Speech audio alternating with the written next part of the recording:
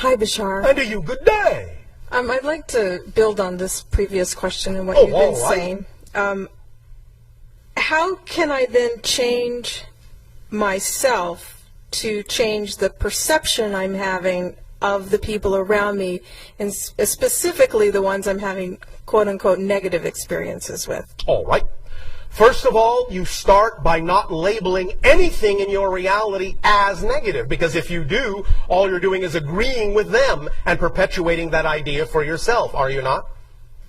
Yes. Well, then if someone does something that you perceive as happening in your reality or is directed at you, knowing what we just said in that you are creating your version of them, you must be somewhere within your own consciousness in agreement with that idea in order to perceive it that way. Now, we understand you have the ability to observe in a neutral sense, in an objective sense, so to speak, that someone can be being negative even if you're not. But the point is you don't take it to heart if you know it has nothing to do with you. The only reason you would feel affected by it is if you agree that it does. You see? Okay, well, I want to take it once. Oh, one moment. Not done yet. Okay. Want to illustrate a little point, if that's all right. Absolutely. Thank you. What is your favorite color? Blue. All right. Now, if you were wearing something blue and someone came up to you and said, I hate red, and I hate what you're wearing, you'd go, what? That makes no sense. Oh, it must have nothing to do with me. Oh, you must be crazy. You must be talking about someone else. You wouldn't be affected by it because it wouldn't make sense to you. You understand? Yes. You would have no real emotional reaction to it. The idea, therefore, is that when you feel the emotional reaction of someone's supposed attack, what you're doing is getting them, your version of them, to reflect to you that some portion of yourself feels that way about yourself. Otherwise, you wouldn't react. You would just observe it. Oh, interesting. And move on with your day. But if you react to it, it's showing you, hey, some part of you actually is buying into this as true. So what do you want to do about it? So you say, well, thank you. Thank you for showing that I was not loving all of myself. And when you really start doing that, then you may start to see that someone else's attitude toward you may change, because what you've done is you've changed your version of them in your reality to be more reflective of the fact that you're now loving yourself more wholly. Make sense? The real being may still be going off and insulting everybody, but the only version of them you'll get is the version you've created that is now reflective of the love you're willing to give to yourself, that you weren't willing to give to yourself before. Is this starting to make sense? Do you see what kind of a shadow play this is?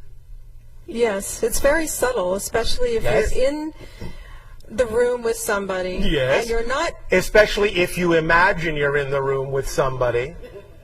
Remember, it's not real. It's not real. It's your reality experience. It's not empirically real. It's just a symbol of the reality you are creating yourself to be, of your experience of yourself. So just because it looks like someone else is in the room with you, they're not. They're in their own room, maybe with their version of you. So the question is, what do you prefer to be going on in your room? Because you're the only one in it. Regardless of what it looks like, you're the only one in it. Are you familiar with what you call a fictional drama on your planet called Star Trek? Yes. Are you familiar with the device that they call the holodeck? Yes. Are you understanding that all of the other people are just holograms? I understand that intellectually. I just love that line. It is, no offense, no judgment, it's the ultimate cop-out. It is. I understand it intellectually is actually another way of saying I'm not sure I want to get too close to really knowing what you're saying here. It's pushing the idea away. Because you actually do know exactly what I'm saying. Deep in your heart, deep in your soul. It's just that you've been taught to be afraid to look at it too closely. Afraid to look at the concept or the actual experience of Yes, holograms? because you see, this is what you're dealing with. This is what most of you deal with when you're in this kind of situation. You're afraid to look too closely at dealing with this because what you've been taught to fear is that what you think these other people are saying about you might actually be true. And oh no, how horrible would that be? You follow me? If you look too deeply, you're afraid it might actually be true.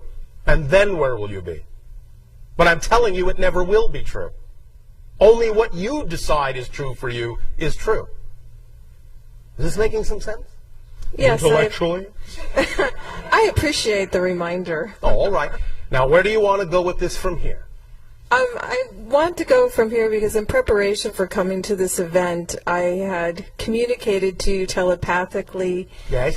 and asked you to help me discover my blocks from living my fullest potential. And what am I doing? Well, no, last night you came to me in my dreams. Yes. And I wanted to know what we were doing. This. We were doing this. More of this. More of this work. Yes. Okay, so can you specifically illuminate for me my soul's agreement and purpose in life? Obviously, this is one of the things you have decided to learn. Your self-worth. In the face of opposing opinions. Are you going to believe in the truth that is you, or are you going to believe in someone else's truth that has nothing to do with you? Which do you prefer? I believe in my truth. All right. Then you can continue to choose to do so. And anytime you find yourself feeling fearful about what someone else is saying about you or reacting to someone else's communication at you, understand that's another opportunity to feel your self-worth and believe in yourself, and understand that many times when someone comes up to you and says something that seems like an attack on you, what they're actually telling you is they have the same fear. And they're just projecting it on you to give you an opportunity to decide whether it's true for you. And what you can then do is be big enough to hold a space to allow them to find out whether it really needs to continue to be true for them, by loving them back for showing you an opportunity to love yourself more. You see?